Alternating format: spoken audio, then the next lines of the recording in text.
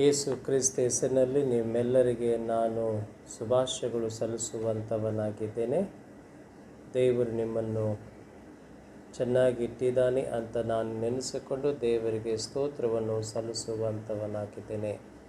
ಈ ನಮ್ಮ ಭಾನುವಾರದ ಆರಾಧನೆ ಪ್ರಾರ್ಥನೆ ಮುಖಾಂತರವಾಗಿ ನಾವು ಪ್ರಾರ್ಥನೆ ಮಾಡಿಕೊಳ್ಳೋಣ.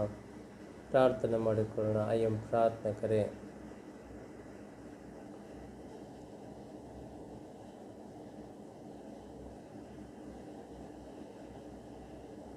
ನಿನ್ನ ಪವಿತ್ರತೆ ನೋಡುವಾಗ, ನಿನ್ನ ಪ್ರಸನ್ನತೆ ಕಾಣುವಾಗ, ಇಹಲೋಕದ ಕಷ್ಟಗಳೆಲ್ಲ ಮರೆಯಾಗಿ ಹೋಗುತ್ತೆ. ನಿನ್ನ ಚಿತ್ತದಂತೆ ನಡೆಯುವಾಗ, ನಿನ್ನ ಸಂತೋಷವ ಪಡೆಯುವಾಗ, ಇಹಲೋಕದ ಕಷ್ಟಗಳೆಲ್ಲ ಮರೆಯಾಗಿ ಹೋಗುತ್ತೆ. ಆರಾಧಿಸ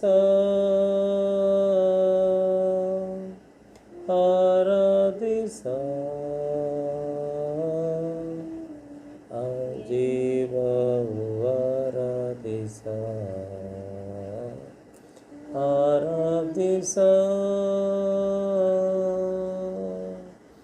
ಆರಾಧಿಸ ಎನ್ ಜೀವವು ಆರಾಧಿಸ. ತಂದೆಯಾದ ದೇವರೇ, ಈ ಸಬ್ಬತ್ತಿನದಲ್ಲಿ ಬೆಳಗಿನ ಜಾವದಲ್ಲಿ ದೇವರೇ, ನಿನ್ನ ಪರಿಶುದ್ಧ ಚರಣದಲ್ಲಿ ನಾವು ಈ ರೀತಿಯಲ್ಲಿ ದೇವರು ಬಂದು ನಿನ್ನನ್ನು ಆರಾಧಿಸುವಂಥವರಾಗಿದ್ದೇವೆ. ಹೌದು ಸ್ವಾಮಿ, ನಿನ್ನ ಪ್ರಸನ್ನತೆ ನೋಡುವಾಗ,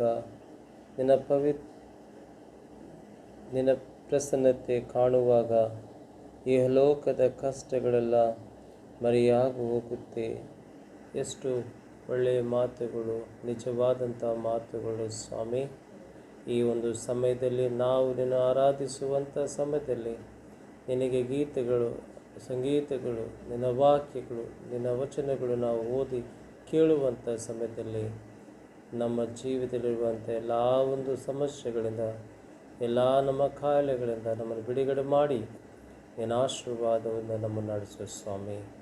ಈ ಆರಾಧನಾದಲ್ಲಿ ನನ್ನನ್ನು ಮತ್ತು ಅನೇಕ ಸಭಿಕರನ್ನು ಅಥವಾ ಅನೇಕ ಕುಟುಂಬಗಳನ್ನು ಸೇರಿಸಿದೆ, ಅದಕ್ಕಾಗಿ ಸ್ತೋತ್ರ. ಕೂಡಿ ಬಂದಿರುವಂಥ ಪ್ರತಿಯೊಬ್ಬರನ್ನು ಆಶ್ರಯಿಸಬೇಕೆಂದು ಯೇಸು ಕ್ರಿಸ್ತ ಹೆಸರಿನಲ್ಲಿ ಬೇಡಿ ಹೊಂದಿದ್ದೇವೆ ಸ್ವಾಮಿ. ಆಮೇನ್. ನಾವೆಲ್ಲರೂ ಕೀರ್ತನೆಗಳಲ್ಲಿ 113ನೇ ಒಂದು ಕೀರ್ತನೆ, ಆರಾಧನೆ ಪುಸ್ತಕದಲ್ಲಿ 113ನೇ ಕೀರ್ತನೆ ನಾವು ಹಾಡಿಕೊಳ್ಳೋಣ.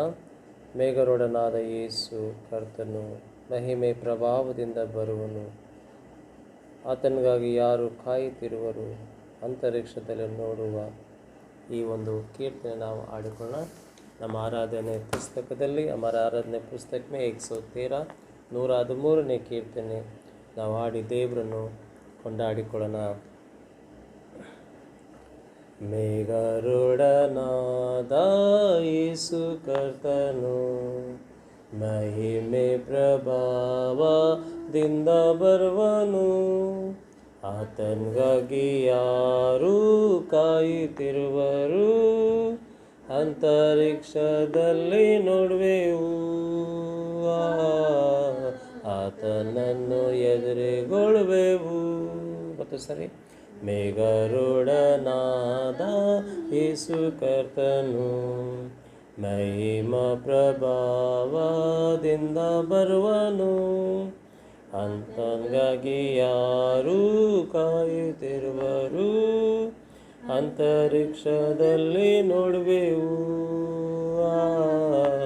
ಆತನನ್ನು ಎದುರಿಸಿಕೊಳ್ಳುವೆವು. ಮಾತನ್ನು ಕೊಟ್ಟು ಹೋದರು, ಬಿಡಾರ ಸಿದ್ಧ ಮಾಡಿ. ಮಾತನ್ನು ಕೊಟ್ಟು ಹೋದರು, ಬಿಡಾರ ಸಿದ್ಧ ಮಾಡಿ ತಾನಿರುವಲ್ಲಿಗೆ ಒಯ್ವನು. ಎಂಥ ಮೂಲ್ಯ ಭಾಗ್ಯವೇ, ಎಂಥ ಮಹರ್ಷ ದಿನ. ಮೇಘರುಡನಾದ ಯೇಸು ಕರ್ತನು ಮಹಿಮೆ ಪ್ರಭಾವದಿಂದ ಬರುವನು. ಆತನಿಗಾಗಿ ಯಾರು ಕಾಯುತ್ತಿರುವರು, ಅಂತರಿಕ್ಷದಲ್ಲಿ ನೋಡುವೆವು. ಆತನನ್ನು ಎದುರಿಸಿಕೊಳ್ಳುವೆವು. ಕರ್ತನಲ್ಲಿ ನಿದ್ರೆ ಹೊಂದಿದವರು ಜೀವನದಲ್ಲಿ ಇರುವ ನಿಜ ಭಕ್ತರು. ಕರ್ತನಲ್ಲಿ ನಿದ್ರೆ ಹೊಂದಿದವರು ಜೀವನದಲ್ಲಿ ಇರುವ ನಿಜ ಭಕ್ತರು. ಅಂತರಿಕ್ಷದಲ್ಲಿ ಒಟ್ಟು ಸೇರುವರು, ಯುಗ ಯುಗ ಯುಗ ಬರುವೆವು. ಪ್ರಾಣ ಪ್ರಿಯನೊಂದಿಗುವೆವು. ಮಾತನ್ನು ಕೊಟ್ಟು ಹೋದನು, ಬಿಡಾರ ಸಿದ್ಧ ಮಾಡಿ. ಮಾತನ್ನು ಕೊಟ್ಟು ಹೋದನು, ಬಿಡಾರ ಸಿದ್ಧ ಮಾಡಿ ತಾನಿರುವಲ್ಲಿ ಒಯ್ವನು. ಎಂಥ ಮೂಲ್ಯ ಭಾಗ್ಯವೇ, ಎಂಥ ಮಹರ್ಷ ದಿನ. ಮೇಘರುಡನಾದ ಯೇಸು ಕರ್ತನು ಮಹಿಮ ಪ್ರಭಾವದಿಂದ ಬರುವನು. ಆತನಿಗಾಗಿ ಯಾರು ಕಾಯುತ್ತಿರುವರು, ಅಂತರಿಕ್ಷದಲ್ಲಿ ನೋಡುವೆವು. ಆತನಿಗಾಗಿ ಎದುರಿಸಿಕೊಳ್ಳುವೆವು. ದೇವರ ನಾಮಕ್ಕೆ ಸ್ತೋತ್ರವಾಗಲಿ.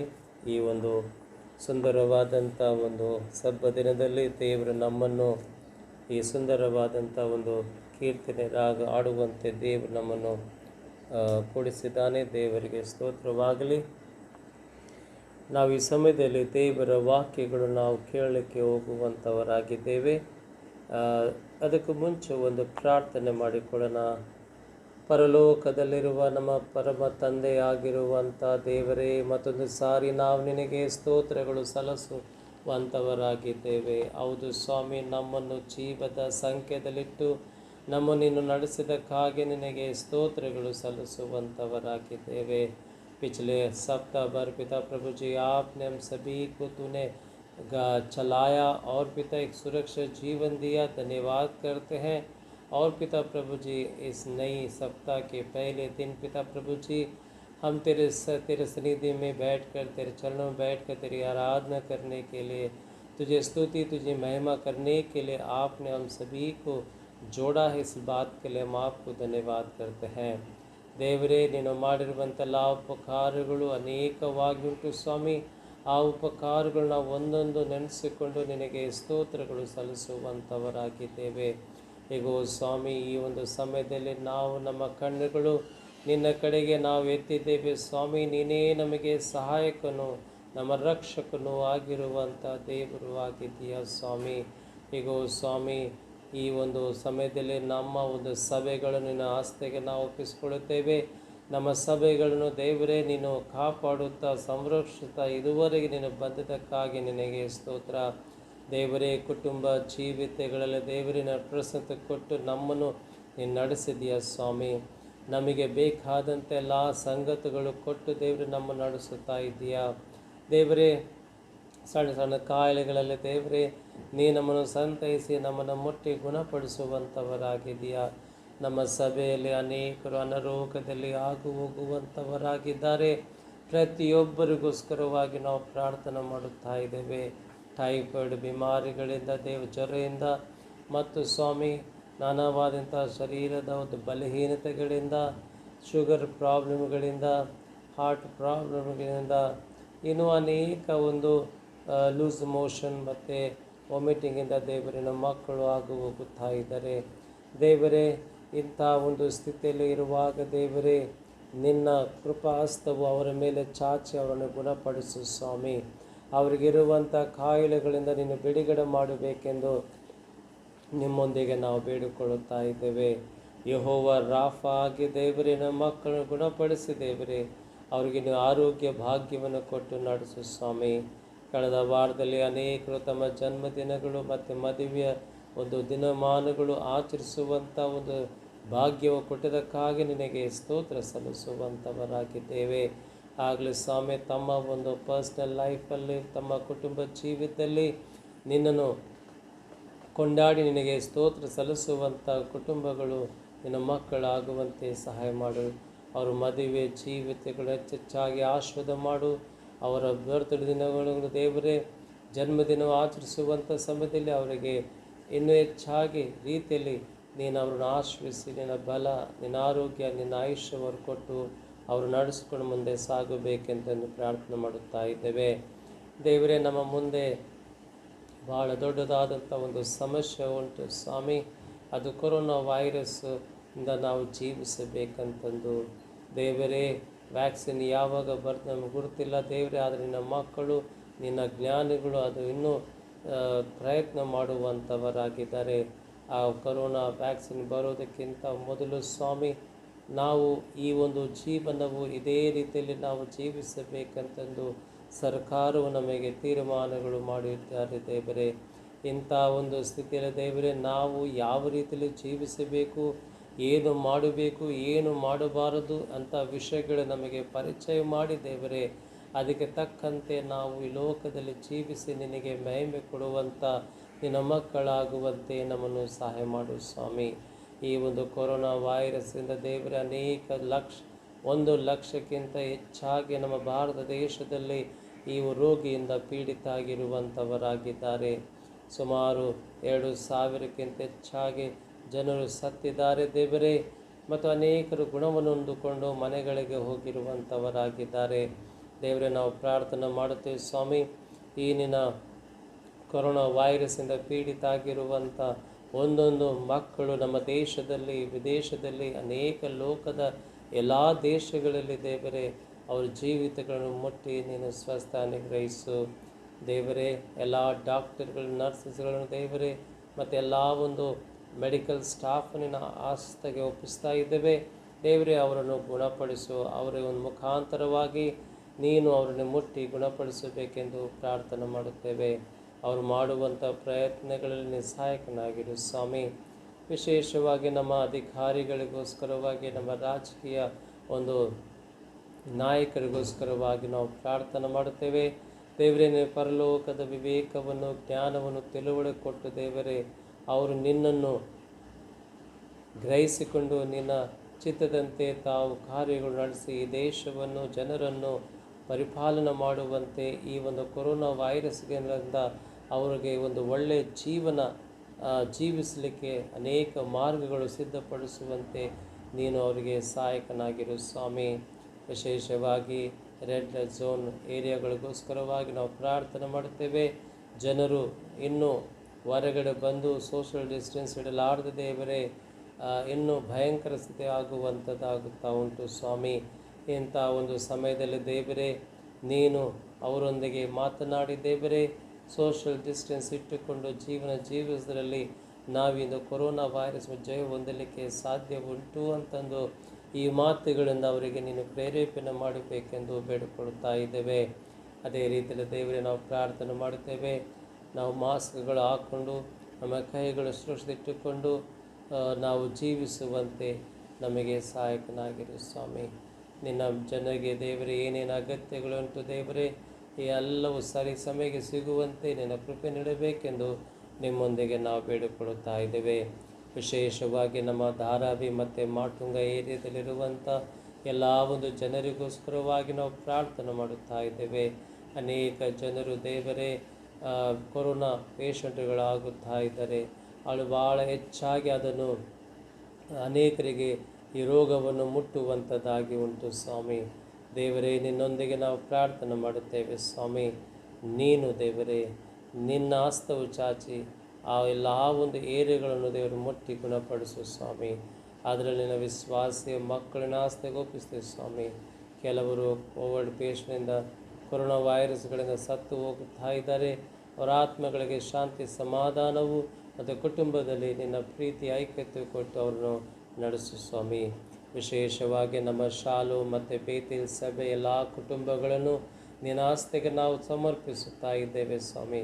ನನ್ನ ಸಭಿಕರು, ನಮ್ಮ ಸಭಿಕರೆಲ್ಲ ಕುಟುಂಬ ಮಕ್ಕಳನ್ನು, ದೊಡ್ಡವರು ಚಿಕ್ಕವರು ವಯಸ್ಸಿಗಿರುವಂಥ ಪ್ರತಿಯೊಬ್ಬರಿನ ಆಸ್ತೆಗೆ ನಾವು ಒಪ್ಪಿಸಿಕೊಡುತ್ತೇವೆ. ಈ ಬಾಂಬೆ ಪಟ್ಟಣದಲ್ಲಿ ಎಲ್ಲೆಲ್ಲಿದ್ದಾರೋ ದೇವರೇ, ಯಾವ ಮೂಲದಲ್ಲಿದ್ದಾಗಲೂ ದೇವರೇ, ನಿನ್ನ ಗಾಯಸ್ತವು ಅವರ ಮೇಲೆ ನೀಡಿ ಅವರನ್ನು ಆಶ್ರಯಿಸಬೇಕೆಂದು ನಿಮ್ಮೊಂದಿಗೆ ನಾವು ಪ್ರಾರ್ಥನೆ ಮಾಡುತ್ತಾ ಇದ್ದೇವೆ. ದೇವರೇ, ಅವರು ಮಾಡುವಂಥ ಕಾರ್ಯಗಳಿಂದ ನಿನಗೆ ಮಹಿಮೆಯಾಗಲಿ. ದೇವರಿನ ಸೇವೆಗೆ ಅವರು ಸಹಾಯ ಮಾಡುವಂತೆ, ನಿನ್ನ ಜನರಿಗೆ ಪ್ರೀತಿ ಮಾಡುವಂತೆ ಮತ್ತು ಸಭೆಯನ್ನು ಅಭಿವೃದ್ಧಿಪಡಿಸುವಂತೆ ನಿನ್ನ ಕೃಪೆ, ನಿನ್ನ ಆಶೀರ್ವಾದಗಳು ಅವರ ಮೇಲೆ ನೀಡು ಸ್ವಾಮಿ. ಈ ಸಮಯದಲ್ಲಿ ದೇವರೇ, ನಾವು ಈ ಒಂದು ಆನ್ಲೈನ್ ಮುಖಾಂತರವಾಗಿ ನಿನ್ನ ವಾಕ್ಯಗಳು ನಾವು ಓದುವಂಥ ಸಮಯದಲ್ಲಿ, ಅದನ್ನು ತಿಳುಕೊಳ್ಳುವಂಥ ಸಮಯದಲ್ಲಿ ನಿನ್ನನ್ನು ಮಹಿಮೆ ಕೊಡುವಂಥ ರೀತಿ ನಮ್ಮನ್ನು ಸಹಾಯ ಮಾಡು ಸ್ವಾಮಿ.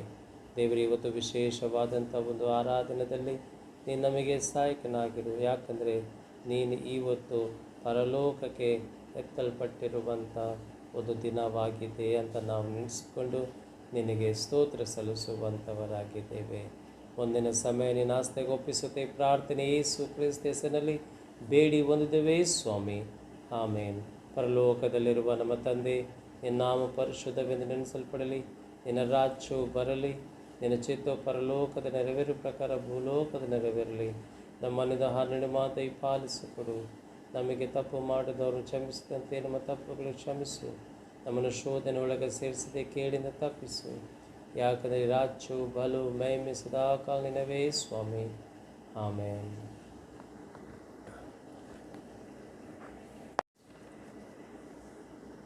देवर नाम के स्तोत्रवागली। प्रभु को हम धन्यवाद करते हैं कि आज का इस सुंदर दिन के लिए, सब दिन के लिए, आज का ಇವತ್ತಿನ ಆರಾಧನೆ ಭಾಳ ವಿಶೇಷವಾದಂಥ ಒಂದು ಆರಾಧನೆ. ಯಾಕಂತಂದರೆ ಇವತ್ತಿನ ದಿನದಲ್ಲಿ ಯೇಸು ಸ್ವಾಮಿ ಪರಲೋಕಕ್ಕೆ ಆತನು ಎತ್ತಲ್ಪಟ್ಟಿರುವಂಥ ಒಂದು ಸಬ್ಬ ದಿನವೂ ಆಗಿದೆ ಅಂತಂದು ನಾವು ನೆನೆಸ್ಕೊಳ್ಳುವಂಥವರಾಗಿದ್ದೇವೆ. ಯೇಸು ಸ್ವಾಮಿಯ ಜೀವಿತವು ನಾವು ನೋಡುವಂಥ ಸಮಯದಲ್ಲಿ ಅದು ಅದ್ಭುತವಾಗಿರುವಂಥ ಒಂದು ಜೀವನವಾಗಿದೆ ಅಂತಂದು ನಾವು ಇದನ್ನು ಅರ್ಥ ಮಾಡಿಕೊಳ್ಳಬೇಕು. यीशु मसीह का जीवन एक संपूर्ण रीति से एक अद्भुत जीवन है करके इस बात को हमें समझना चाहिए. God's Jesus life is a wonderful life that we have to understand. The first thing is that Jesus' birth is a wonderful. यीशु मसीह का जन्म बहुत ही अद्भुत था करके हम देखते हैं. ಯೇಸು ಸ್ವಾಮಿ ಹುಟ್ಟುವಂಥದ್ದು ಇದು ಒಂದು ಅದ್ಭುತವಾಗಿದೆ ಅಂತಂದು ನಾವು ನೋಡುವಂಥವರಾಗಿದ್ದೇವೆ. क्योंकि सभी बच्चे जिस तरह से जन्म लेते हैं वैसे यीशु मसीह जन्म नहीं लिया, बल्कि वो पवित्र आत्मा से होकर जन्म लिया करके हम देखते हैं. उसके जन्म के से पहले 500 साल पहले परमेश्वर जो है भविष्यवक्ता ने भविष्य किया करके हम देखते हैं. यशायाह के पुस्तक में हम देखते हैं कि तुम्हें एक बालक दिया जाएगा, वो बालक जो है अद्भुत स्वरूपनु आगिदाने, वो अद्भुत परमेश्वर है करके कहता है.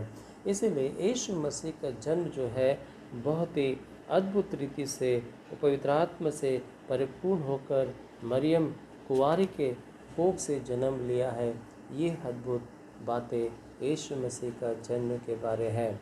दूसरा हम देखते हैं यीशु मसीह का जो अद्भुत कहानी वो ये है, जीवन की कहानी, कि वो उसका मौत भी, उसका मरना भी एक अद्भुत रीति से वो मरा है करके हम देखते हैं. कहते हैं वो ये संसार बहुत सारे लोग मर गए हैं करके हम देखते हैं, लेकिन यीशु मसीह के जैसे मरे नहीं करके हम देखते हैं. उसे सूली पे चढ़ाया गया करके हम देखते हैं. उसे मारा गया करके हम देखते हैं. उसे सताए गए करके हम देखते हैं. और यहाँ तक कि उसे कीले ठोके गए और उसे हर तरह से तकलीफ़ दिए गए और वो मर गया करके हम देखते हैं। ये सभी किस तरह से नहीं हुआ, कोई भी इस पृथ्वी ऐसा नहीं मरा जैसा यीशु मसीह मरा।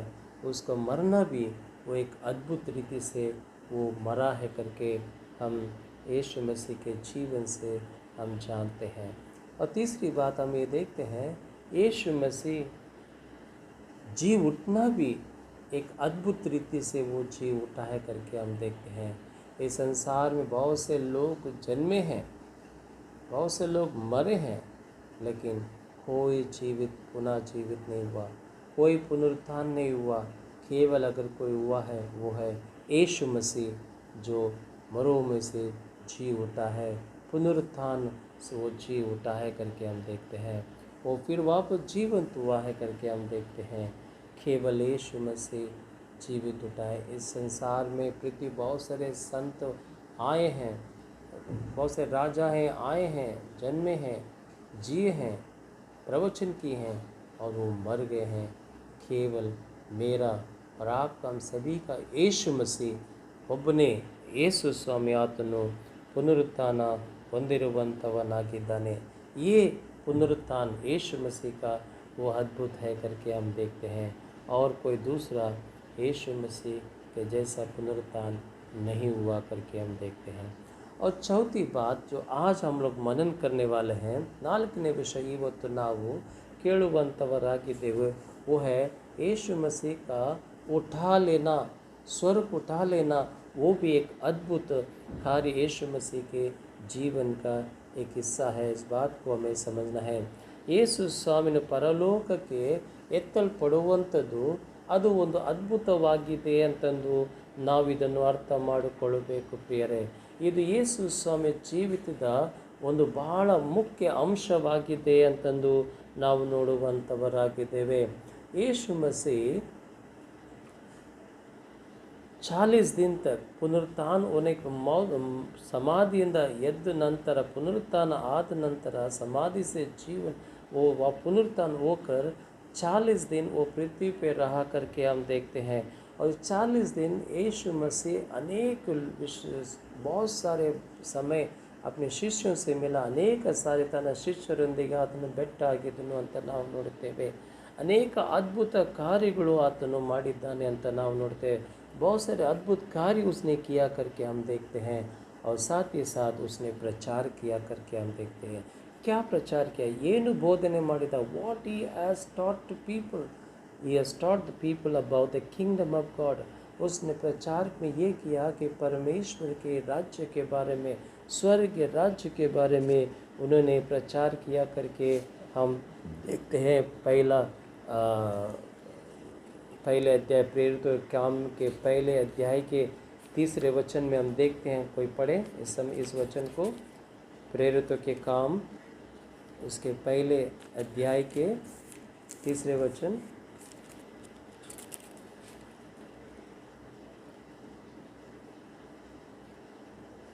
उसने दुख उठाने के बाद बहुत से पक्के प्रमाणों से अपने आप को उन्हें जीवित दिखाया, और 40 दिन तक वह उन्हें दिखाई देता रहा और परमेश्वर के राज्य के बातें करता रहा करके प्रभु के वचन हमें सिखाता है।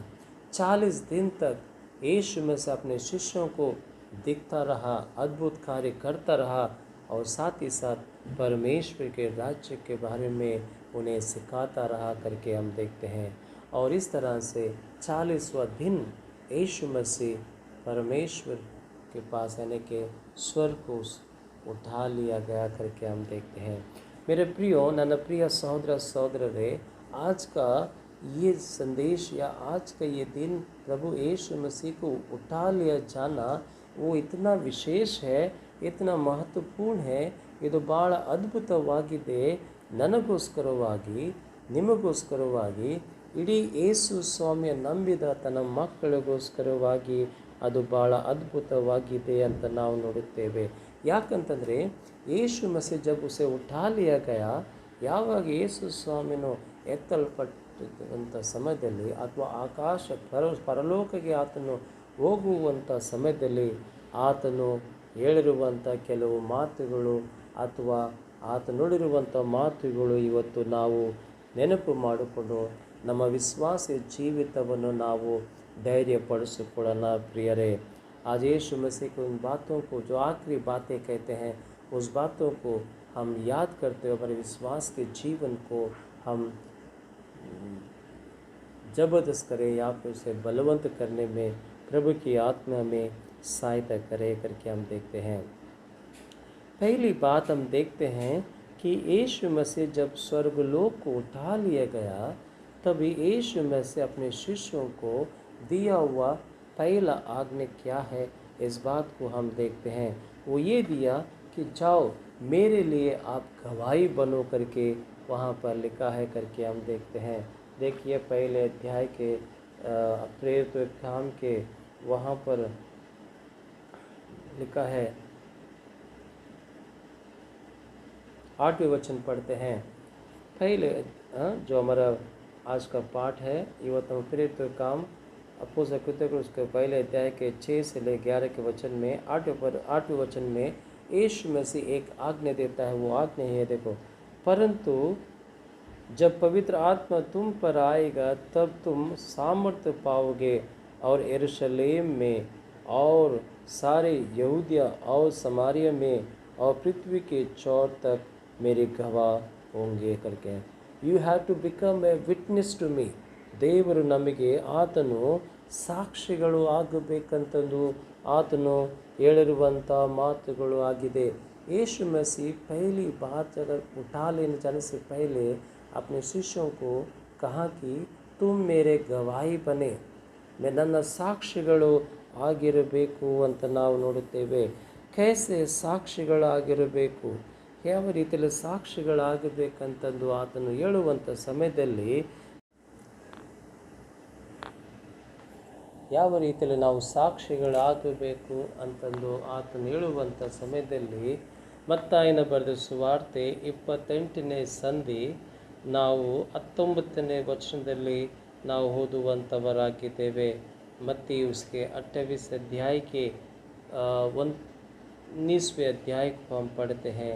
ಅದಾದ್ದರಿಂದ ನೀವು ಹೊರಟು ಹೋಗಿ ಎಲ್ಲ ದೇಶಗಳ ಜನರನ್ನು ಶಿಷ್ಯರನ್ನಾಗಿ ಮಾಡಿರಿ, ಅವರಿಗೆ ತಂದೆಯೋ ಮಗನ ಪವಿತ್ರಾತ್ಮನ ಹೆಸರಿನಲ್ಲಿ ದೀಕ್ಷಾಸ್ನಾನ ಮಾಡಿಸಿ ನಾನು ನಿಮಗೆ ಆಜ್ಞಾಪಿಸಿದನ್ನೆಲ್ಲ ಕಾಪಾಡಿಕೊಳ್ಳುವುದಕ್ಕೆ ಅವರಿಗೆ ಉಪದೇಶ ಮಾಡಿರಿ ಅಂತಂದು ಯೇಸು ಸ್ವಾಮಿ ಅವರಿಗೆ ಈ ಮಾತುಗಳು ಹೇಳಿದನು ಅಂತ ನಾವು ನೋಡುತ್ತೇವೆ। ನನ್ನ ಪ್ರಿಯ ಸಹೋದರ ಸಹೋದರರೇ, ಯೇಸು ಸ್ವಾಮಿ ತನ್ನ ಶಿಷ್ಯರು ಕೊಟ್ಟಿರುವಂಥ ಈ ಆಜ್ಞೆಯು ಭಾಳ ಪ್ರಾಮುಖ್ಯವಾದಂಥ ಒಂದು ಆಜ್ಞೆವಾಗಿತ್ತು ಅಂತ ನಾವು ನೋಡುತ್ತೇವೆ। ಬಹುತಿ ವಿಶೇಷವಾದಂಥ ಒಂದು ಆಜ್ಞೆವಾಗಿತ್ತು ಅಂತ ನಾವು ನೋಡುತ್ತೇವೆ। ಈ 12 ಮಂದಿ ಶಿಷ್ಯರು ಅವರೇನು ಮಾಡಿದಂದರೆ ಯೇಸು ಸ್ವಾಮಿ ಅವರಿಗೆ ಬೋಧನೆ ಮಾಡಿರುವಂಥ ಎಲ್ಲ ವಿಷಯಗಳು ಅದನ್ನು ಸಾಕ್ಷಿಯಾಗಿ ಇಡೀ ಲೋಕದ ಎಲ್ಲ ಕಡೆಯಲ್ಲಿ ಹೋಗಿ ಅವರು ಸುವಾರ್ತೆಯನ್ನು ಸಾರಿದರು ಅಂತ ನಾವು ನೋಡುತ್ತೇವೆ। ಅವರು ಸಾರಿದ್ರಿಂದ ನೀನು ಮತ್ತು ನಾವು ಯೇಸು ಸ್ವಾಮಿಯನ್ನು ತಿಳಿದುಕೊಂಡಿದ್ದೇವೆ, ಯೇಸು ಸ್ವಾಮಿಯ ಪ್ರೀತಿಯನ್ನು ಕಂಡುಕೊಂಡಿದ್ದೇವೆ, ಯೇಸು ಸ್ವಾಮಿಯ ರಕ್ತದಿಂದ ನಾವು ನಮ್ಮ ಪಾಪಗಳಿಂದ ನಾವು ಶುದ್ಧರಾಗಿದ್ದೇವೆ, ಯೇಸು ಸ್ವಾಮಿಯ ವಾಕ್ಯಗಳಿಂದ ನಮಗೆ ನಿತ್ಯ ಜೀವ ಉಂಟು ಅಂತಂದು ನಾವು ಗ್ರಹಿಸಿಕೊಂಡಿದ್ದೇವೆ। ಅವರು 11 ಮಂದಿ ಶಿಷ್ಯರು ಇಡೀ ಲೋಕಕ್ಕೆ ಅವರು ಹೊರಟು ಹೋಗಿದ್ರು ಅಂತ ನಾವು ನೋಡುತ್ತೇವೆ, ಅವರು ಸಾಕ್ಷಿಗಳು ಆಗಿದ್ದರು ಅಂತ ನಾವು ನೋಡುತ್ತೇವೆ। ನನ್ನ ಪ್ರಿಯ ಸಹೋದರ ಸಹೋದರರೇ, ನೀನು ಮತ್ತು ನಾವು ಸಾಕ್ಷಿಗಳಾಗಿದ್ದೇವೆ। ಇದು ನಾನು ಹೇಳಲ್ಲ, ಈ ದೇವರ ವಾಕ್ಯ ಹೇಳುವಂಥದ್ದಾಗಿದೆ। ಯೆಶಾಯನ ಒಂದು ಗ್ರಂಥ 43ನೇ ಸಂಧಿ 10 ಮತ್ತು 12ನೇ ವಚನ ನಾವು ಓದಿದರೆ ಅಲ್ಲಿ ನಾವು ನೋಡುತ್ತೇವೆ, ದೇವರು ಈ ಮಾತು ಹೇಳ್ತಾನೆ, ನೀವು ನನ್ನ ಸಾಕ್ಷಿಗಳು, ಯು ಆರ್ ಮೈ ವಿಟ್ನೆಸ್ ಅಂತಂದು ಯೆಹೋವ ದೇವರು, ಸೇನಾಧೀಶ್ವರನಾದ ಯೆಹೋವ ದೇವರು ಹೇಳುವಂಥ ಮಾತುಗಳು ಇಸ್ರಾಯೇಲ್ ಜನರಿಗೆ ಆಗಿ ಉಂಟು ಅಂತ ನಾವು ನೋಡುತ್ತೇವೆ। ನಾವೆಲ್ಲರೂ ದೇವರ ಸಾಕ್ಷಿಗಳಾಗಿದ್ದೇವೆ ಪ್ರಿಯರೇ। ನಾವು ಯೇಸು ಸ್ವಾಮಿಯ ಸುಸಮಾಚಾರವು, ಯೇಸು ಸ್ವಾಮಿಯ ಜೀವಿತವನ್ನು, ಯೇಸು ಸ್ವಾಮಿಯ ಸುಂದರವಾದಂಥ ಒಂದು ಜನ್ಮವು ಯೇಸು ಸ್ವಾಮಿಯ ಸುಂದರವಾಗಿರುವಂಥ ಮರಣ ವಿಷಯ, ಯೇಸು ಸ್ವಾಮಿಯ ಪುನರುತ್ಥಾನ ಹೊಂದಿರುವಂಥ ಆ ಸಂದೇಶವನ್ನು ನಾವು ಜನರಿಗೆ ಸಾಕ್ಷಿಗಳಾಗಿ ಸಾರುವಂಥ ಜವಾಬ್ದಾರಿ ನಂದು ಮತ್ತು ನಿಮ್ಮದು ಆಗಿ ಉಂಟು ಅಂತ ನಾವು ನೆನೆಸ್ಕೊಳ್ಬೇಕು. ಬರೀ ನಾವು ಕ್ರೈಸ್ತರಾಗಿ ಜೀವಿಸುವಂಥದ್ದು ಅದು ಯೇಸು ಸ್ವಾಮಿ ಆಶೆ ಪಡಲ್ಲ. ಯೇಸು ಸ್ವಾಮಿ ಏನಂತ ನಮ್ಮಿಂದ ಆಶೆ ಪಡುವಂಥವನಾಗಿದ್ದಾನಂತಂದರೆ, ನಾವು ಹೋಗಿ ಇನ್ನೊಬ್ಬರಿಗೆ ನಾವು ತಿಳಿಸುವಂಥವರಾಗಿರಬೇಕು. ದೇವರ ಸುಸಮಾಚಾರವು ತಿಳಿಸಿರುವಂಥವರಾಗಿರಬೇಕು ಅಂತ ನಾವು ನೋಡುತ್ತೇವೆ. ಈ ಲೋಕದಲ್ಲಿ ನಾವು ನೋಡುತ್ತೇವೆ, ಯೇಸು ಸ್ವಾಮಿ ಲೋಕದಲ್ಲಿ ತಪ್ಪಿ ಹೋಗಿರುವಂಥವನ್ನು ಹುಡುಕಿ ರಕ್ಷಿಸಲಿಕ್ಕೋಸ್ಕರವಾಗಿ ಬಂದಿದ್ದಾನೆ. ಅದು ನಿನ್ನ ಮುಖಾಂತರವಾಗಿ ನಾವು ಈ ಲೋಕದಲ್ಲಿ ನಾಶ ಆಗಿರುವಂಥ ಪ್ರತಿಯೊಬ್ಬ ವ್ಯಕ್ತಿಗಳಿಗೆ, ಪ್ರತಿಯೊಬ್ಬ ದೇವರ ಮಕ್ಕಳನ್ನು ಆತನ ಕಡೆಗೆ ತಿರುಗಿಸಿಕೊಳ್ಳಬೇಕಂತಂದು ಯೇಸು ಸ್ವಾಮಿ ಈ ಕೊರೋನಾ ವೈರಸ್ ಸಮಯದಲ್ಲಿ, ಈ ವೈರಸ್ಗಳು ನಾವು ಜೀವಿಸುವಂಥ ಸಮಯದಲ್ಲಿ ನಮ್ಮ ಸಾಕ್ಷಿಗಳಿಂದ ಜನರನ್ನು ದೇವರ ಕಡೆಗೆ, ಆ ಯೇಸು ಸ್ವಾಮಿ ಕಡೆಗೆ ತಿರುಗಿಸಿಕೊಡಬೇಕಂತಂದು ಆತ ನಮ್ಮನ್ನು ಸಾಕ್ಷಿಯಾಗಿ ಇಟ್ಟಿದ್ದಾನೆ. ಪ್ರಿಯರೇ, ಈ ಮಾತನ್ನು ನಾವು ಚೆನ್ನಾಗಿ ನೆನಪಲ್ಲಿಟ್ಟುಕೊಳ್ಳಬೇಕು. ನೀನು ಸಾಕ್ಷಿಯಾಗಿ ಈ ಲೋಕದಲ್ಲಿ ದೇವರು ನಿನ್ನನ್ನು ಇಟ್ಟಿದ್ದಾನೆ. ಎರಡನೇದಾಗಿ ನಾವು ನೋಡುತ್ತೇವೆ, ಯೇಸು ಸ್ವಾಮಿಯ ಆತನು ಪರಲೋಕಕ್ಕೆ ಎತ್ತಲ್ಪಡುವುದಕ್ಕಿಂತ ಮೊದಲು ಆತನು ಈ ಮಾತು ಸಹ ಹೇಳುತ್ತಾನೆ. ಅದು ಒಂದು ಭರವಸೆ ಮಾತುಗಳು. ಅದೇನಂತಂದರೆ, ಯುಗ ಸಮಾಪ್ತಿವರೆಗೆ ನಾನು ನಿಮ್ಮ ಸಂಗಡಿರುವಂಥವನಾಗಿದ್ದಾನೆ. ಎಂಥ ಒಳ್ಳೆಯ ಮಾತುಗಳು ನಾವು ನೋಡುತ್ತೇವೆ. ಅದೇ ಒಂದು ಮತ್ತಾಯನ ಬರೆದ ಸುವಾರ್ತೆ 28ನೇ ಸಂಧಿ 20ನೇ ವಚನದಲ್ಲಿ ಅಲ್ಲಿ ಯೇಸು ಸ್ವಾಮಿ ತನ್ನ ಶಿಷ್ಯರಿಗೆ ಹೇಳುತ್ತಾನೆ, ನೋಡಿರಿ, ನಾನು ಯುಗದ ಸಮಾಪ್ತಿಯವರೆಗೆ ಎಲ್ಲ ದಿವಸ ನಿಮ್ಮ ಸಂಗಡ ಇರುತ್ತೇನೆ ಎಂದು ಹೇಳಿದನು ಅಂತ ನಾವು ನೋಡುತ್ತೇವೆ. ಯುಗ ಸಮಾಪ್ತಿವರೆಗೆ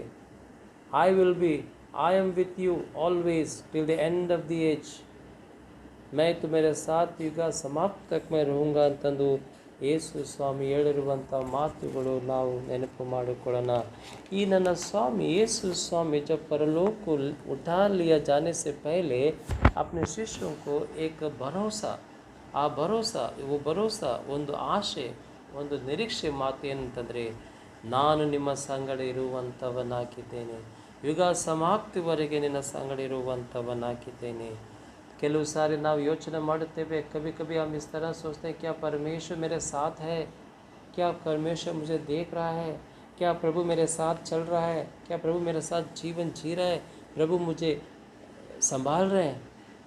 हाँ, यीशु मसीह जिसने वादा किया है कि मैं तेरे साथ हमेशा रहूँगा, वो परमेश्वर हमारे साथ हमेशा रहता है. तेरे हर एक कदम में यीशु मसीह तुम्हारे साथ है. तेरे हर एक निर्णय में परमेश्वर तुम्हारे साथ है.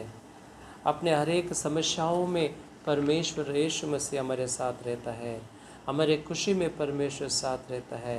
हर दिन, हर घंटे, हर क्षण प्रभु हमारे साथ रहता है. हमारे सारे तकलीफ़ में परमेश्वर हमारे साथ रहता है. जब हम गरीब हैं तो भी प्रभु हमारे साथ रहता है. जब हमारे पास सब कुछ है तो भी प्रभु हमारे साथ रहता है. जब हमारे पास कुछ भी नहीं रहता तब भी परमेश्वर हमारे साथ रहता है. जब हम बीमार पड़ते हैं तब भी परमेश्वर हमारे साथ रहते हैं. जब हमारे संसार में इतनी महामारी, बीमारी, कोरोना वायरस फैला है, तो प्रभु भी, वो परमेश्वर, जीवित परमेश्वर, पुनरुत्थान परमेश्वर, जो स्वर्ग उठा लिया गया, वो परमेश्वर कहता है, मैं तुम्हारे साथ हमेशा रहूँगा. ಆ ದೇವರು ಹೇಳುತ್ತಾನೆ, ಇಂಥ ಒಂದು ಭಯಂಕರವಾದಂಥ ಒಂದು ಬಿಮಾರಿ, ಕರೋನಾ ವೈರಸ್ ಇದ್ದಾಗಲೂ ಆತನ ಈ ಮಾತು ನಮಗೆ ಹೇಳುವಂಥವನಾಗಿದ್ದಾನೆ, ನಾನು ನಿಮ್ಮ ಸಂಗಡಿದ್ದೇನೆ, मैं तुम्हारे साथ हूँ, मैं तुम्हारे साथ हमेशा बना रहूँगा करके कहता है. ನನ್ನ ಪ್ರಿಯ ಸಹೋದರ सहोदरी, ऐसे बहुत सारी बातें हम बाइबल में देखते हैं. परमेश्वर ने बहुत से लोगों को एक आश्वासन दिया, ಒಂದು ಅಶ್ಯೂರೆನ್ಸ್, एक ನಿರೀಕ್ಷೆ ಮಾತು ಆತನು ಹೇಳಿದ್ದಾನೆ. परमेश्वर ने याकूब को बोलता है कि मैं तेरे साथ रहूँगा और वापस तुझे तेरे घर पर छाऊँगा करके कहता है. या जय उत्पत्ति उसके 28वें अध्याय के 15 वचन में हम पढ़ते हैं। यशायाह के 41 अध्याय के 10वें वचन पढ़ते हैं। यशायाह 43 उसके दूसरे वचन पढ़ते हैं। और योशायाह 1 उसके 8 और 9 में पढ़ते हैं कि परमेश्वर हमारे सृष्टि करता है, वो हमें कभी नहीं छोड़ता, वो हमारे साथ रहकर हमें वो दिन प्रतिदिन हमें चलाता है करके हम देखते हैं। हम समझते हैं कि प्रभु हमें देखता नहीं है, प्रभु हमें साथ देता नहीं है, लेकिन ये बात हम भूल गए हैं कि यीशु मसीह वो जीवित है, वो आज हमें अपने उंगली पकड़कर हमें चला रहा है।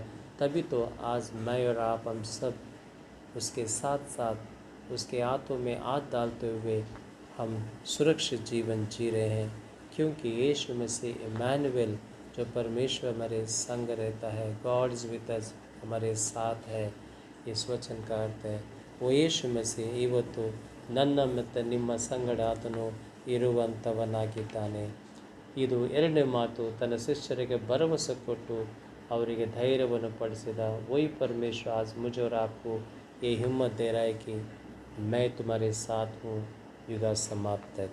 और तीसरी बात जो हम देखते हैं, यीशु मसीह अपने शिष्यों को दिया कि a hope of return back.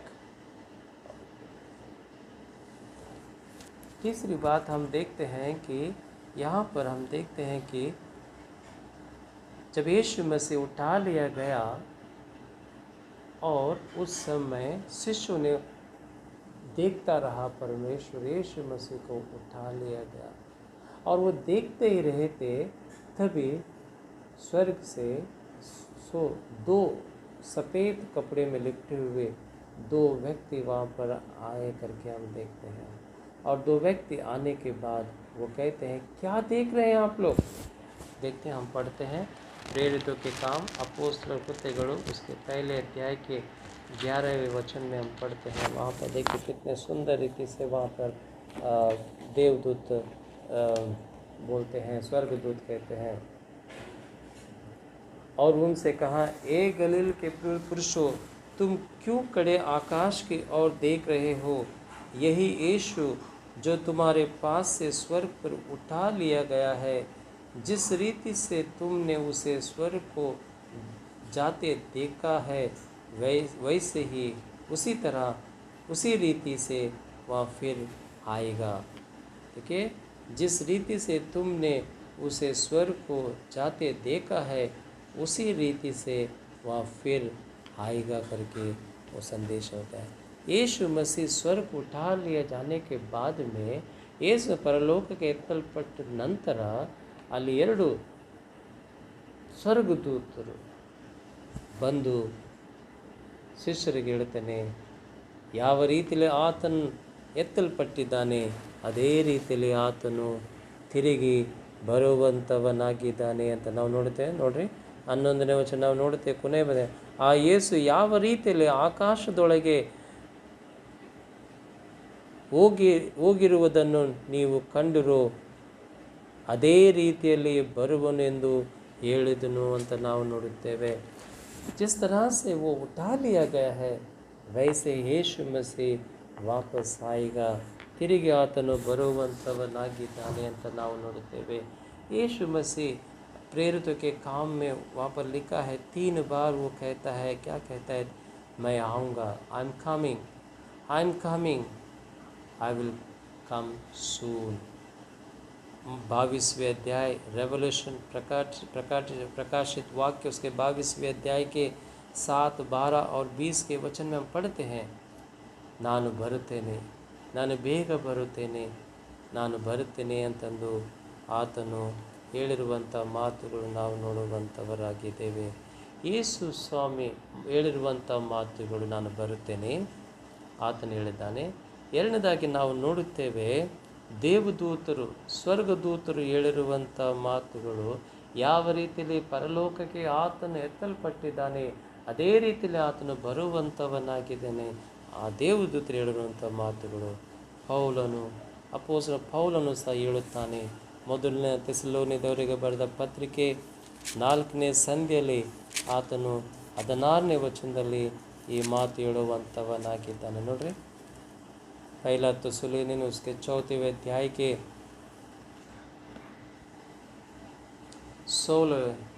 15 और 16 वचन में पढ़ते हैं. ನಾವು ನೋಡ್ತೇವೆ, ನಾವು ಕರ್ತನ ಮಾತಿನ ಆಧಾರದಿಂದ ನಿಮಗೆ ಹೇಳುವುದೇನೆಂದರೆ, ಕರ್ತನು ಪ್ರತ್ಯಕ್ಷನಾಗುವವರೆಗೂ ಜೀವದಿಂದುಳಿದಿರುವ ನಾವು ನಿದ್ರೆ ಹೋದವರಿಗಿಂತ ಮುಂದಾಗುವುದೇ ಇಲ್ಲ. ಕರ್ತನು ತಾನೇ ಆಜ್ಞಾ ಘೋಷದೊಡನೆಯೂ ಪ್ರಧಾನ ದೂತನ ಶಬ್ದದೊಡನೆಯೂ ದೇವರ ತುತ್ತೂರಿನ ಧ್ವನಿಯೊಡನೆಯೂ ಆಕಾಶದಿಂದ ಇಳಿದು ಬರುವನು ಅಂತ ನಾವು ನೋಡುತ್ತೇವೆ. ಆಗ ಅಷ್ಟೇ, ಪ್ರಧಾನ ದೂತನು ಶಬ್ದದೊಡನೆಯೂ ದೇವರ ತುತ್ತೂರಿನ ಧ್ವನಿಯೊಡನೆಯೂ ಆಕಾಶದಿಂದ ಇಳಿದು ಬರುವನು ಅಂತಂದು ನಾವು ನೋಡುತ್ತೇವೆ.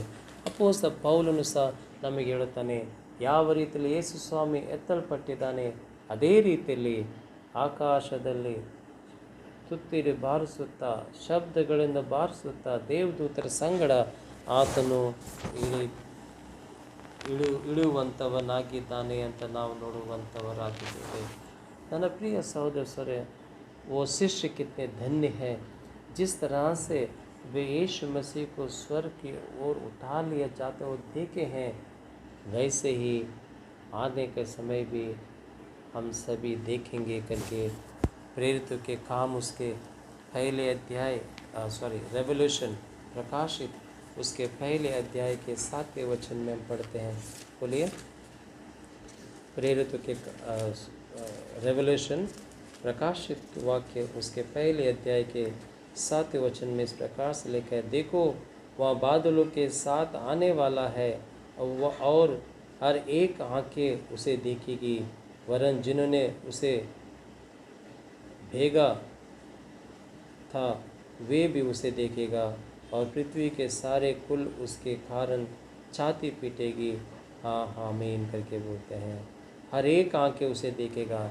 जिस तरह से 11 शिष्य ने देखा परमेश्वर को स्वर्ग को उठा लिया जाते वक्त, वैसे ही हर एक मनुष्य जो जीवित रहेगा वो परमेश्वर आते वक्त उसे देखेगा करके हम देखते हैं. वो कितना दृश्य होगा. ಅದೆಂಥ ಒಂದು ಒಳ್ಳೆಯ ದೃಶ್ಯ ಆಗಿರ್ಬೋದು. ಯೇಸು ಸ್ವಾಮಿಯ ಪರಲೋಕದಿಂದ ಭೂಲೋಕಕ್ಕೆ ತಿರುಗಿ ಆತನ ಬರವನ್ನು ನೋಡುವಂಥದ್ದು.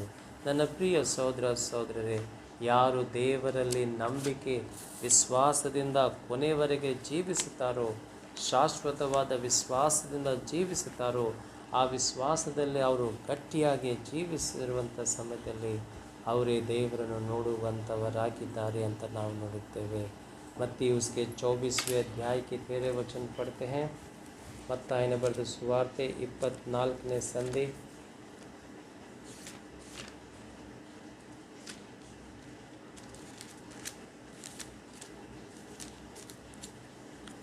मत्ती 24 उसके 13 वचन में इस प्रकार से लिखा है, परंतु जो अंत तक धीरज धरे रहेंगे उसी का उद्धार होगा. ಕೊನೆವರೆಗೆ ಯಾರು ದೇವರಲ್ಲಿ ನಂಬಿಗಸ್ತರಾಗುತ್ತಾರೋ ಅವರೇ ರಕ್ಷಣಾ ಹೊಂದುವಂಥವರಾಗಿದ್ದಾರೆ. ಅವರೇ ದೇವರನ್ನು ನೋಡಲಿಕ್ಕೆ ಸಾಧ್ಯ ಉಂಟು ಅಂತ ನಾವು ನೋಡುತ್ತೇವೆ. ನನ್ನ ಪ್ರಿಯ ಸಹೋದರ ಸಹೋದರರೇ, ಈ ಲೋಕದಲ್ಲಿ ಯೇಸು ಸ್ವಾಮಿ ನಮಗೆ ಆತನು ಕೊಟ್ಟಿರುವಂಥ ಆಜ್ಞೆಗಳಿಂದ ನಾವು ಜೀವಿಸುವಂಥವರಾಗಿದ್ದೇವೆ. ಅನೇಕ ಆಜ್ಞೆಗಳು ಆತನು ಕೊಟ್ಟಿದ್ದಾನೆ. ಆ ಜೊತೆಗೆ ಆತನ ಪುನರುತ್ಥಾನ ಅಥವಾ ಪರಲೋಕಕ್ಕೆ ಆತನು ಎತ್ತಲ್ಪಡುವುದಕ್ಕಿಂತ ಮೊದಲು ಆತನು ಕೊಟ್ಟಿರುವಂಥ ಆಜ್ಞೆಗಳು ಇವತ್ತು ನನ್ನನ್ನು ನಿನ್ನನ್ನು हम सभी को विश्वास जीवन में चला रहा है करके हम देखते हैं. हमें गवाही बनकर रहना है. दूसरा, प्रभु हमारे साथ है. और तीसरा, हम वापस यीशु मसीह को देखेंगे जब वो इस संसार में वापस आएगा. एक छोटी सी कहानी बोलकर इस सरमन को मैं ख़त्म करूँगा, संदेश को मैं ख़त्म करूँगा। इन 1647 में इंग्लैंड में एक सेवक एक ऐसे गांव में गया जहाँ पर लोग जो है यीशु मसीह को नहीं जानते थे करके हम देखते हैं। और उसने बड़े बोझ के साथ यीशु मसीह के वचन को, यीशु मसीह के उस प्रेम को, यीशु मसीह का उस सुसमाचार को उसने लेकर वो उस इंग्लैंड के वो छोटे से एक गांव में वो चला गया करके हम देखते हैं।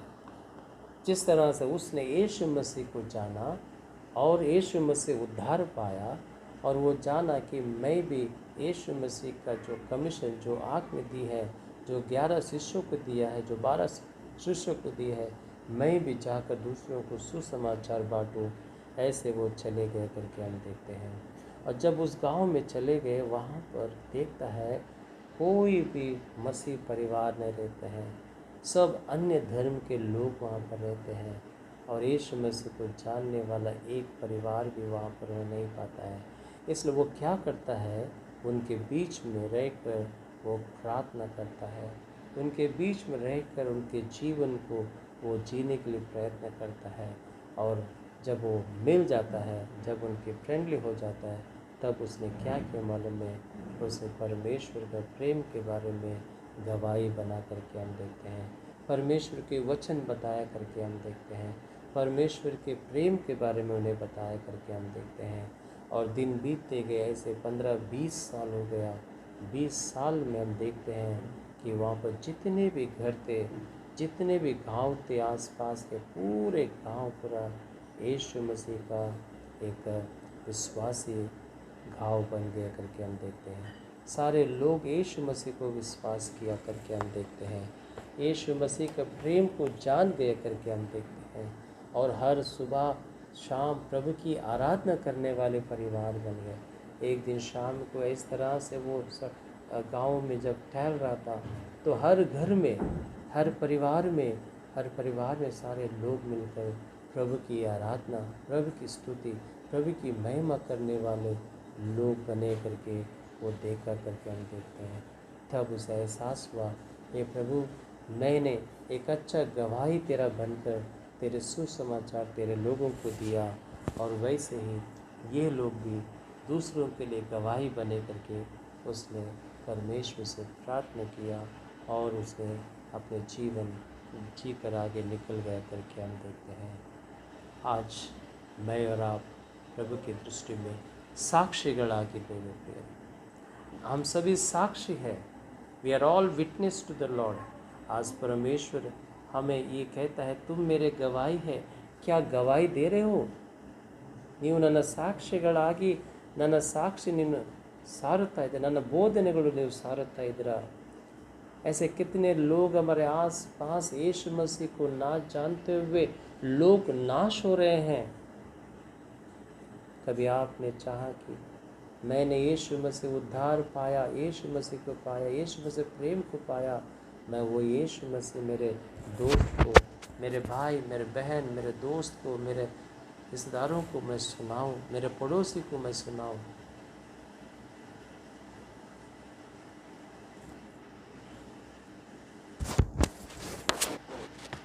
प्रभु हमसे चाहता है कि हम गवाही बने।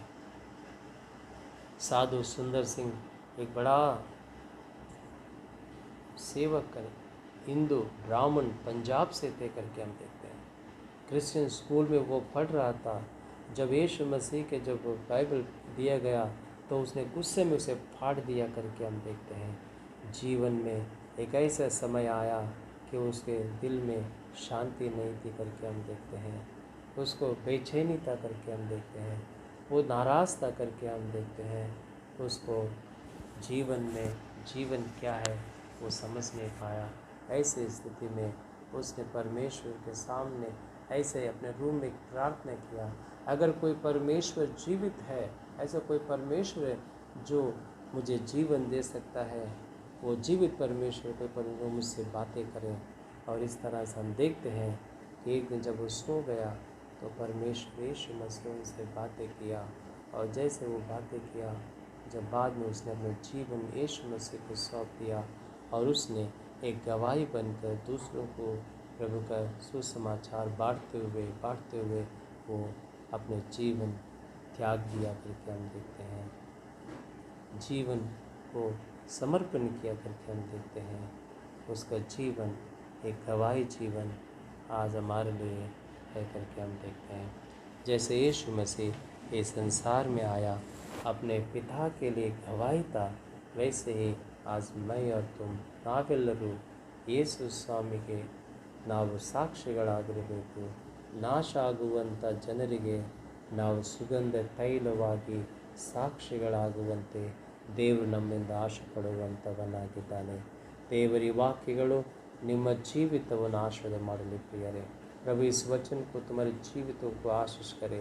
तुम एक गवाही बनकर जिए, परमेश्वर के सुसमाचार को लेकर नाश होने वाले लोगों को सुसमाचार बांटने वाले, उनके लिए प्रार्थना करने वाले, उनको यीशु मसीह का प्रेम को बताने वाले, वो साक्षी बनने में प्रभु तुम सभी को आशीष करे।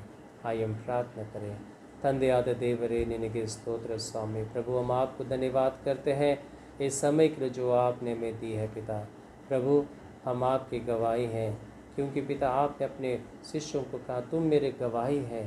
प्रभु वैसे आज हम गवाही हैं पिता। प्रभु जी, प्रभु तेरे सामर्थ्य से, तेरे पवित्र आत्मा से हमें भर दे, ताकि पिता हम उद्धार पाए हैं, हम तेरे वचन को सुने हैं, हम तेरे प्रेम को जाने हैं। प्रभु हम ये तेरे प्रेम को, तेरे उद्धारता को दूसरों के जो नाश हो रहे हैं पिता, उनको बताने में, उनको जीवन में गवाही के रूप में बताने में तो हमें इस्तेमाल करने के लिए हम आपसे प्रार्थना करते हैं। वो कितना अद्भुत परमेश्वर है पिता प्रभु जी, कि आपने स्वर्ग के सिंहासन पर विराजमान हुए करके हम देखते हैं। उस विराजमान के साक्षी को हम लोगों को बताएं, ऐसे हमारी प्रार्थना है। प्रभु इस कोरोना वायरस पिता प्रभु जी, सारे संसार के लिए हम मसीह लोग एक गवाही बने प्रार्थना के जरिए से, और गीत गा कर पिता, और तेरे वचन को सुनाने वाले तेरे गवाही बनने में तो हमें आशीष कर पिता। प्रभु जिस तरह से तेरे शिष्यों ने दुनिया के कोने कोने में जाकर तेरे वचन को प्रचार किया और नाश होने वाले लोगों को तेरे प्रेम में उन्हें ले आकर उन्हें उद्धार दिया, वैसे पिता आज मैं और मेरे कलीसिया के मेरे हर एक लोग पिता प्रभु जी, तेरे उद्धार का संदेश को लेकर लोगों को सुनाने वाले लोग बनने में तो आशीष करने के लिए हम आपसे प्रार्थना करते हैं पिता। फिर एक बार पिता प्रभु से इस वचन के जरिए से आप सभी को तो आशीष कर, और परिवारों को तो आशीष कर, हमारे बच्चों को आशीष कर, और इस हफ्ता पूरा पिता प्रभु जी आप हमारे साथ रहकर हमें अगुवाई कर पिता प्रभु जी, केवल तेरी महिमा के लिए पिता, केवल तेरी महिमा के लिए। फिर एक बार पिता प्रभु जी हमारे जीवनों को, प्राणों को, हमारे परिवार के हर एक लोगों को तेरे हाथों में सौंपते हुए इस प्रार्थना को प्रभु यीशु मसीह के नाम से मांगते हैं। सुन और ग्रहण कर पिता, ಆಮೆನ್। ನಮ್ಮ ಕರ್ತನಾಗಿರುವಂಥ ಯೇಸು ಕ್ರಿಸ್ತನ ಕೃಪೆಯು, ತಂದೆಯಾದಂಥ ದೇವರ ಪ್ರೀತಿಯು, ಪರಿಶುದ್ಧಾತ್ಮ ಅನ್ಯೋನ್ಯತ ಸಹವಾಸವು ಇಂದಿಗೂ ಎಂದೆಂದಿಗೂ ನಮ್ಮ ಸಂಗಡ ಇರಲಿ। ಆಮೆನ್।